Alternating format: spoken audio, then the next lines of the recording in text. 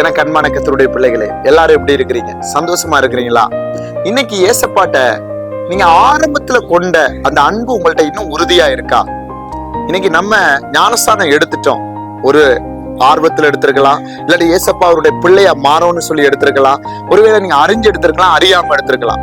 அந்த ஞானஸ்தானம் எடுக்கிற அந்த ஸ்டேஜ் இருக்கு பாத்தீங்களா, ஏசப்பாவுடைய பிள்ளையாய் நீங்கள் மாறின அந்த ஸ்டேஜ். அப்ப எவ்வளவு வைராக்கியமா ஏசப்பாவுக்குள்ள இருந்தீங்க. ஒவ்வொரு நாளும் சர்ச்சுக்கு போனீங்க, ஜோம் பண்ணீங்க, கெட்ட நண்பர்களோட சேராதபடி, சினிமா பாடல்கள் கேட்காதபடி, அது போல பாருங்க தவறான பாவங்களுக்குள்ள போகாதபடி ஒவ்வொரு நாளும் ஜெபத்துல இருந்தீங்க. ஆனா இன்னைக்கு அதே பிரசன்ஸ் உங்களுக்குள்ள இருக்கா? இன்னைக்கு அது குறைஞ்சிருக்கு. ஒருவேளை உங்களுக்குள்ள குறைஞ்சிருந்துச்சுன்னா நீங்க எங்கேயோ ஒரு இடத்துல விழுந்திருக்கீங்கன்றதான் அர்த்தம். ஏதோ ஒரு பாவம் உங்களை சுத்திட்டு தான் இருக்கு.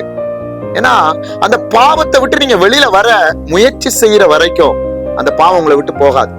நீங்க தான் முயற்சி செய்யணும். முயற்சினா எப்படி செய்யணும்? ஜெபிக்கணும், வாயை திறந்து துதிக்கணும். அது போல நீங்க ஏசப்பாட்ட கேட்டுட்டே இருக்கணும், என்ன மாத்துங்க மாத்துங்கன்னு சொல்லிட்டே இருக்கணும். நம்ம முயற்சி ஒன்னும் எடுக்காம நம்ம அந்த பாவத்தில இருந்து வெளியில வர முடியலன்னா வர முடியாது.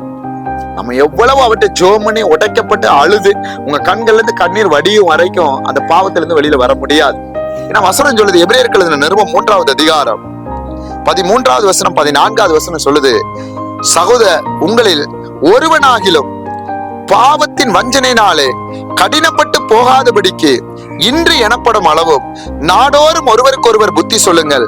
நாம் ஆரம்பத்தில் கொண்ட நம்பிக்கையை முடிவு பரியந்தம் உறுதியாய் பற்றி கொண்டிருப்போமாகில் கிறிஸ்துவின் இடத்தில் பங்குள்ளவர்களாய் இருப்போம். பாவத்தினால் என்ன செய்யக்கூடாது? பின்வாங்கியும் போயிடக்கூடாது. நம்ம ஆரம்பத்துல பாருங்க இருந்த அந்த நம்பிக்கையை முடிவு பரியந்தம் பிடித்தாதான் நம்ம ஏசப்பாட்ட பங்குள்ளவர்களா இருப்போம். இந்த காலை வேளையில உங்களை நீங்க கொஞ்சம் நிதானிச்சு பாருங்க. எதுல நான் விழுந்திருக்கிறேன்? பொய்யில விழுந்திருக்கிறேனா? களவுல விழுந்திருக்கேனா? விபச்சாரத்துல விழுந்திருக்கேனா? உலக அன்புல சிக்கி இருக்கிறேனா? இல்லாட்டி கர்த்தருடைய வார்த்தை பல நேரம் என்கிட்ட பேசி கூட அதுக்கு செவி கொடுக்காம போயிட்டோமா? நம்ம வாழ்க்கையில சில டைம் அவர் நிறைய டைம் பேசுவார்.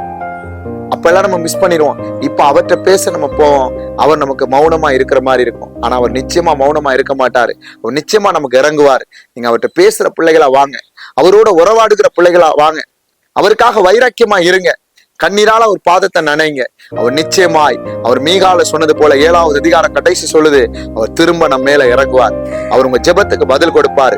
இந்த காலை வேளையில யாரெல்லாம் ஆரம்பத்துல இருக்கிற பாருங்க அந்த உறவை நீங்க மிஸ் பண்ணிருக்கீங்களோ, இன்னைக்கு அதை இழந்து தனிமையில கண்ணீர் வடிக்கிறீங்களோ, இந்த வசனத்தை சொல்லி அப்பா என்னை திரும்பவும் பலப்படுத்துங்கன்னு கேளுங்க. அவர் நிச்சயமாய் உங்களை கொண்டு பெரிய காரியத்தை செய்வாரு. உங்களை கைவிட மாட்டாரு, உங்களை விட்டு விலக மாட்டாரு. அவர் உங்களோட தான் இருக்கிறாரு. அவர் நிச்சயமா சொன்னதை செய்யற வரைக்கும் உங்க தரிசனத்தை என்ன செய்ய மாற்ற மாட்டாரு, வாக்கு தத்தத்தை மாற்றி போட மாட்டாரு. ஜோமன்